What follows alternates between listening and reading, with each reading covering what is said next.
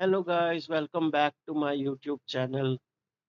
आई know videos में थोड़ा gap आ रहा है बिकॉज एनी हाउ मेरा गला साथ नहीं दे रहा इन दिनों। तो कल हमने बेसिकली लास्ट हमने क्या देखा था, हमने टाइप्स ऑफ बिल्स देख लिए थे कि पार्लियामेंट कौन से बिल्स पास करता है और कैसे मतलब कौन से हाउस के पास किस कौन से बिल की पास करने की अथॉरिटी है। तो आज हम स्टार्ट करने जा रहे हैं सेशंस ऑफ पार्लियामेंट, यानी कि पार्लियामेंट साल में कितनी बार मिलता है। ऑल्दो कॉन्स्टिट्यूशन में एक पर्टिकुलर पीरियड नहीं दिया हुआ है कि पार्लियामेंट को कितनी बार मिलना है, परंतु कॉन्स्टिट्यूशन में अंडर आर्टिकल 885 में ये जरूर लिखा हुआ है कि पार्लियामेंट साल में ऐसे मिले कम से कम 6 मंथ का गैप दो सेशन में ना हो। यानी कि अगर एक सेशन जनवरी में हो रहा है तो और फेब्रवरी में एंड हो रहा है तो दूसरा जुलाई से अगस्त में हो जाना चाहिए। इससे ज्यादा गैप दूसरे सेशन के बीच में नहीं होना चाहिए। Under Article 85, Parliament shall meet in such a way that no more than 6 month lapse between two successive session। यानी कि दो सक्सेसिव सेशंस के बीच में 6 महीने से ज्यादा का गैप नहीं होना चाहिए। परंतु एक कन्वेंशन है कि पार्लियामेंट इस टाइम पे बेसिकली कंपल्सरली 3 बार मिलता है। और चौथा ये है कि भी वो स्पेशल सेशन भी प्रेसिडेंट की एडवाइस पे, काउंसिल ऑफ मिनिस्टर की एडवाइस पे प्रेसिडेंट स्पेशल सेशन भी कॉज कर सकते हैं। तो जो सबसे पहला सेशन आता है वो बजट सेशन आता है, दूसरा मॉनसून और तीसरा विंटर।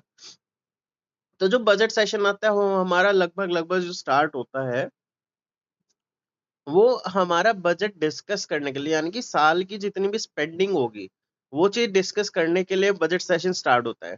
फिर मॉनसून और विंटर सेशन अदर लीगल जितने भी हमें प्रोविजंस लाने हैं उनके लिए हम मॉनसून और विंटर सेशन में बिल इंट्रोड्यूस करते हैं। अगर सबसे पहले मनी मैनेजमेंट की बात करें इंडिया के, तो बेसिकली हमारे पास 3 तरह के फंड्स हैं। पहला कंसोलिडेटेड फंड ऑफ इंडिया है, दूसरा पब्लिक अलाउंस ऑफ इंडिया है और तीसरा कंटिजेंट फंड है। कंसोलिडेटेड फंड ऑफ इंडिया क्या है? कंसोलिडेटेड फंड ऑफ इंडिया वो है जिसमें से पूरे भारत के जितने भी खर्चे होते हैं, लगभग जो इंफ्रास्ट्रक्चर डेवलपमेंट होता है या फिर जो डिफेंस में यूज होता है या ए टू जेड खर्चे, लगभग 90% खर्चे जितने भी है वो सब कंसोलिडेटेड फंड ऑफ इंडिया में से प्रोक्योर किए जाते हैं, जिसे रिलीज करने की पावर होती है पार्लियामेंट के पास। दूसरा फिर पब्लिक अलाउंस ऑफ इंडिया, यानी कि कहाँ पे किसको कितना अलाउंस मिलना है वो इस फंड में से जाता है और इसकी पावर होती है एग्जीक्यूटिव के पास। थर्ड होता है कंटिजेंट फंड, इसकी पावर प्रेसिडेंट के पास होती है और ये क्या करते हैं, जो at the time of emergency on the aided advice of council of minister president can release these funds. यानी कि प्रेसिडेंट के पास पावर है और इमरजेंसी के टाइम पे कंटिजेंट फंड रिलीज होता है, यानी एक इमरजेंसी फंड है। जब भी इमरजेंसी आएगी और देश के पास पैसा खत्म हो जाएगा तो ये कंटिजेंट फंड यूज हो सकता है उस टाइम पे। फिर दो टाइप के हमारे पास बिल होते हैं, मनी बिल और financial bill. Money bill describe है अंडर आर्टिकल 101 क्लोज 1 से ए टू एफ से जो भी है मनी मैटर्स जितने भी प्रोवाइड होते हैं वो सब मनी बिल के अंडर आते हैं। हम पहले डिस्कस कर चुके हैं कि मनी बिल कैसे पास होता है और कैसे नहीं होता है। Financial bill under article 117 non money matters होते हैं जितने भी फाइनेंस से रिलेटेड, वो सब फाइनेंशियल बिल होती है। दो टाइप के होते हैं पर्टिकुलरली, एक तो फाइनेंशियल बिल कैटेगरी ए और फाइनेंशियल बिल कैटेगरी टू। यानी कि aspect of money that are reflected, जो आर्टिकल 110A2 लेके एफ तक है वो सारे फाइनेंशियल बिल कैटेगरी ए में आते हैं, और अदर देन दीज जितने भी फाइनेंशियल मैटर्स है वो सब कैटेगरी बी में आते हैं। यानी कि जैसे अब आप इसमें भी देखो, जो मनी बिल में है वो और फाइनेंशियल बिल कैटेगरी 1 और कैटेगरी ए यहाँ पे दिया हुआ है। लोकसभा के पास पावर्स है और बेसिकली दोनों के पास वैसे तो इसमें इक्वल है, बट कुछ कंडीशन में लोकसभा के पास पावर ज्यादा रहती है। और फिर आता है बजट। बजट क्या होता है? यानी कि बजट एक स्टेटमेंट होती है कि भी जिसमें ये बताया जाता है कि भी कितना पैसा हमारे पास इस साल आना है और कितना हम इस साल खर्च करने वाले हैं। यानी कि पूरा जो मनी मैनेजमेंट होता है एक साल का उसे हम बजट कहते हैं। कॉन्स्टिट्यूशन में टर्म बजट कहीं नहीं लिखी हुई है, कॉन्स्टिट्यूशन में टर्म लिखी हुई है एनुअल फाइनेंशियल स्टेटमेंट। जो अंडर आर्टिकल 112 है of constitution of India, a statement of estimated receipts and expenditure of government of India has to be laid before the parliament in respect of every financial year which runs from 1st April to 31st March. This statement titled annual financial statement and is the main budget document, यानी कि एक annual financial statement होती है जिसमें जो government of India बताती है कि इतना पैसा हमारे पास आना है और इतना हम खर्च करने वाले हैं, और वो कहाँ कहाँ से आना है और कैसे कैसे हम प्रोक्योर करेंगे।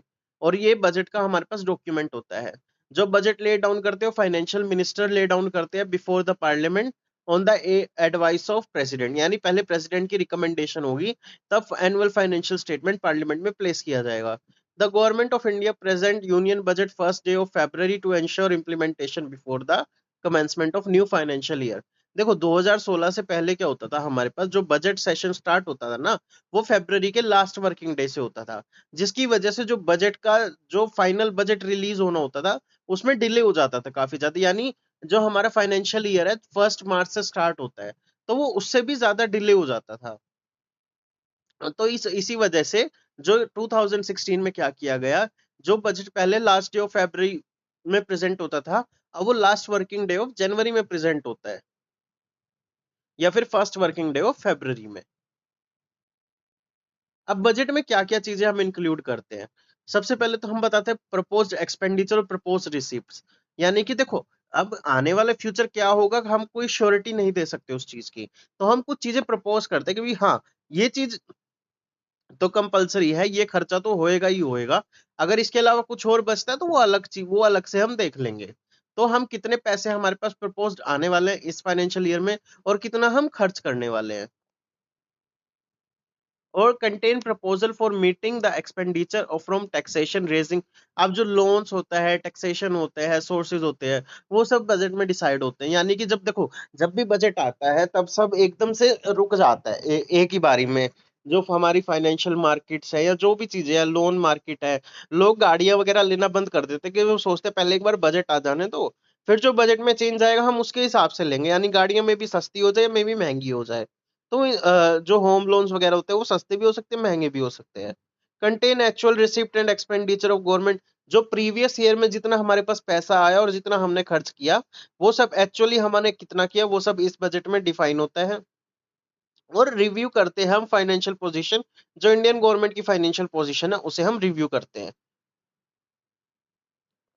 अब बजट क्या होता है, बजट हमारे पास मनी बिल ही होता है एक तरह से। Introduce in Lok Sabha by finance minister in last working day of January prior 2016। It was last working day of February.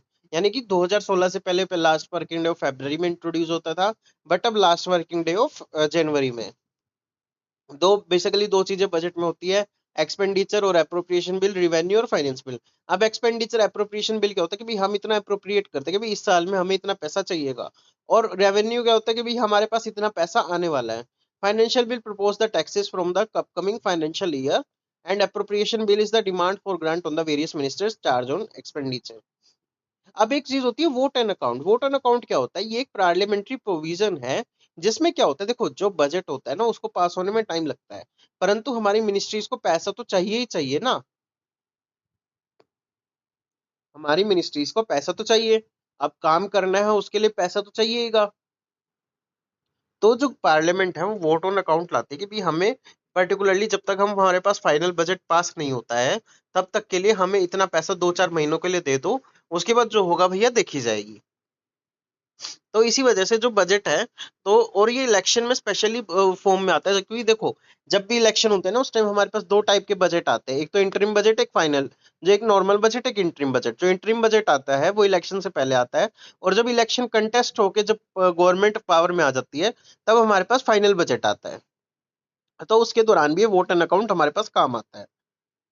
फिर देखो हमारे पास कुछ कट मोशंस है। कट मोशंस क्या होते हैं कि जो ये बेसिकली अपोजिशन इंट्रोड्यूस करती है पार्लियामेंट में। इसमें क्या होता है, अगर जो कोई भी अपोजिशन या जो अनलेस मतलब जो गवर्नमेंट से कोई भी अलग व्यक्ति है, अगर वो बजट से खुश नहीं है और किसी पॉलिसी पे कितना एक्सपेंस होना चाहिए उससे खुश नहीं है, तो उसके लिए कट मोशंस इंट्रोड्यूस होते हैं।